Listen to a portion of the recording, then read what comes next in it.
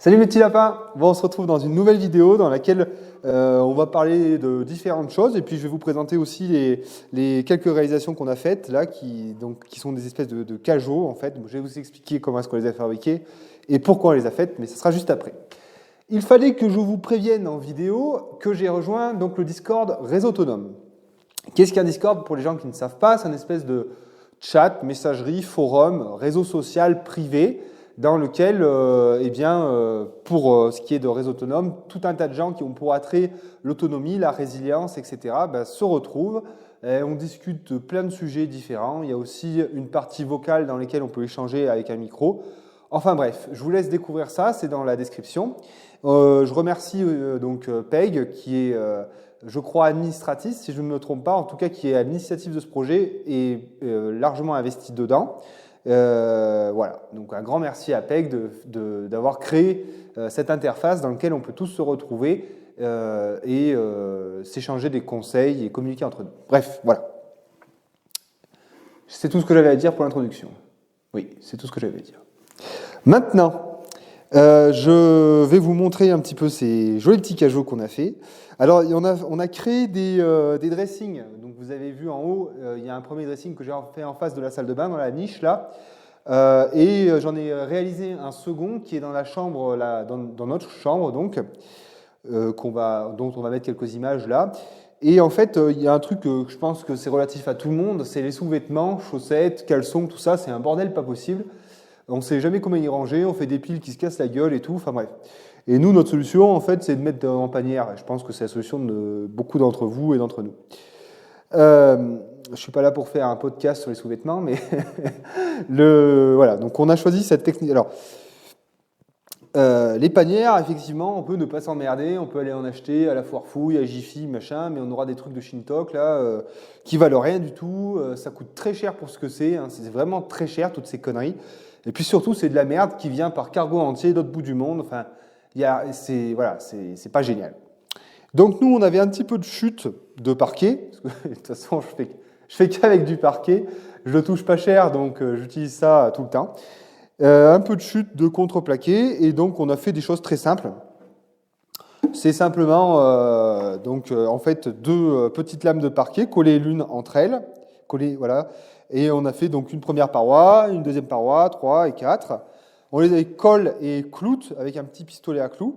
Alors pour ceux qui n'ont pas de compresseur ni de pistolet à clous, on peut tout à fait imaginer un vissage. Hein, ça vous épargnera bien l'achat d'autres matériaux. Et donc le fond est composé donc d'un petit contreplaqué. Donc ça c'est un bricolage vraiment très simple. Alors après évidemment il y a un ponçage, ça c'est Agnès qui l'a fait. La finition c'est elle qui s'en charge tout le temps. Donc voilà, donc ça c'est des réalisations qui sont accessibles à presque tout le monde, je dirais, enfin à tout le monde pour peu qu'on soit outillé. Et c'est là où j'aimerais vous emmener un petit peu. Je ne sais pas si vous avez remarqué, mais le dénominateur commun de la plupart des autonomistes, c'est le fait qu'on est bricoleur. Que vous alliez chez Nicolas de la chaîne des Ateliers Diavo, que vous alliez même chez Damien Descartes, que vous alliez chez tous mes collègues, eh bien vous verrez qu'on a tous une visseuse, on arrive tous à bien se démerder et à réaliser plein de choses. J'en place une d'ailleurs spécialement pour Nicolas et Rodrigue, qui sont vraiment déjà très bien outillés, mais en plus qui ont des doigts en or et qui ont un soin à faire les choses que je trouve vraiment, je trouve ça génial. Bref. Le fait est que tout cet outillage coûte de l'argent. Et là, j'aimerais vous donner un petit conseil. Pour faire d'une pierre deux coups, c'est-à-dire pour apprendre et en même temps gagner un petit peu d'argent.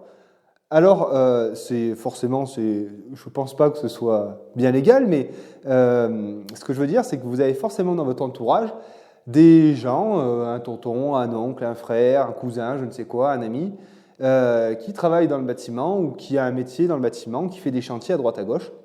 Eh bien, je pense que c'est une bonne chose d'aller leur donner un petit coup de main et ça vous permettra d'apprendre un petit peu à leur contact, éventuellement de faire un petit billet ou au moins de se faire payer la bouffe, c'est toujours sympa. Et là, vous commencez déjà en fait votre préparation à devenir autonome, c'est-à-dire que vous gagnez de la compétence Et vous avez peut-être un petit peu d'argent pour commencer à investir dans du matériel. Et vous pouvez peut-être même racheter d'occasion le matériel du gars avec qui vous travaillez, si lui renouvelle ou quoi. Enfin voilà, donc favorisez ces contacts. Si vous avez des gens dans votre entourage qui ont des compétences comme celle-ci, rapprochez-vous d'eux, tentez donc de profiter de leur savoir, parce que ça vous servira forcément si vous voulez devenir autonome. Voilà. Après, souvent, on vient à se poser la question, oui, alors, quand on va acheter une maison qu'on va rénover ou alors on va autoconstruire, on fait souvent le calcul, on se dit, alors, bon, je vais y passer tant d'heures, je vais acheter tant de matériel, ça va me coûter tant, au final, si je continue de travailler avec JFR, ça me coûtera la même chose. Alors ça, c'est un calcul qui est bien trop rapide et qui n'est pas intéressant, parce qu'on ne compte pas, en fait, encore une fois, toute la connaissance, tout ce qu'on va acquérir comme savoir, et en plus comme matériel qui va ensuite pouvoir nous servir. Parce que c'est bien beau, en fait, d'installer des choses toutes prêtes, mais si on n'est pas capable, enfin, même de faire installer des choses toutes prêtes, mais si on n'est pas capable d'intervenir dessus pour se dépanner, pour réparer, etc., eh bien, on ne peut pas prétendre à l'autonomie.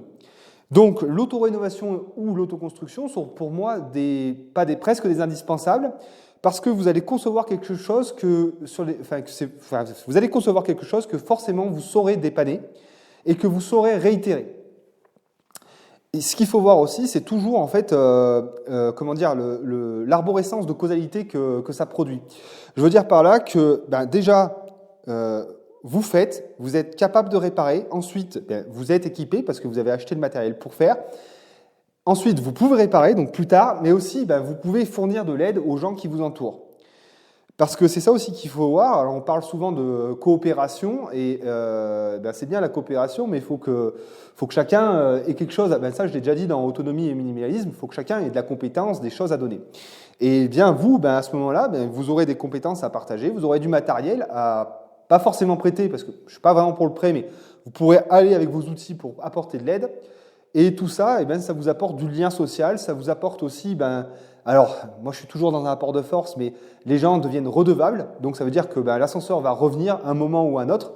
Donc du coup, c'est que du gain, même s'il n'y a pas de gain matériel, économique, il y a un gain derrière, humain, il y a un gain potentiel. Voilà, donc pensez bien à tout ça. Donc voilà, je me suis bien étalé quand même. Je pense qu'on a fait un peu le tour. Autre chose aussi, ne tombez pas dans la facilité d'acheter du tout prêt. Alors ça, je l'ai déjà expliqué pour le toilette sèche, mais c'est vraiment quelque chose qu'il faut bien se mettre dans la tête. Surtout quand on arrive avec un peu d'argent. Moi, je sais que j'avais un peu la culture de l'argent, c'est-à-dire j'ai de l'argent, pourquoi je me ferais chier, j'achète. Alors des fois, c'est bien de ne pas avoir de pognon, parce que quand on n'a pas de pognon, en fait, on est vachement plus inventif. Et la contrainte, justement, économique nous oblige à construire, à détourner, à revaloriser, à être inventif. Donc le manque d'argent, des fois, est plus stimulant que justement le fait d'en avoir. Et à moins jeter aussi. Pour s'en convaincre, Pony88 m'avait envoyé le lien qui était un petit reportage qui s'appelait « Être sans avoir ». C'était un monsieur donc, qui avait peu d'argent, qui était en train de construire une magnifique écurie en pierre de taille. Il faisait tout. Il taillait la pierre, il s'occupait de faire ses poutres et tout. Et avec pas un rond, il arrivait à sortir un bâtiment fantastique. Voilà. Donc, ça, finalement, moi, je ne l'aurais pas eu si j'étais pas dans. Je veux dire, je suis devenu beaucoup plus récupérateur, inventif et bricoleur maintenant que j'ai très peu d'argent qu'avant que j'en avais, en fait. Voilà, je ne sais pas si c'est bien clair, mais je pense que vous avez compris. Voilà. Mais je vous ai montré tout ça. Je vais vous faire une petite vidéo vite fait là pour vous montrer comment c'est rangé dans le dressing. Et puis voilà. Donc, soyez inventifs, équipez-vous doucement, de gagner en compétences, et puis vous faites les premiers pas vers l'autonomie. Voilà. Et je vous dis à très bientôt. Je vous fais plein de bisous. J'espère que je n'ai pas fait trop de généralités qui ne servent à rien, mais je ne pense pas. C'est toujours des conseils bien à prendre. Des choses qui nous paraissent évidentes à nous ne sont pas forcément pour tout le monde. Donc voilà. Je vous dis à très bientôt et puis prenez soin de vous. Bisous mes petits lapins.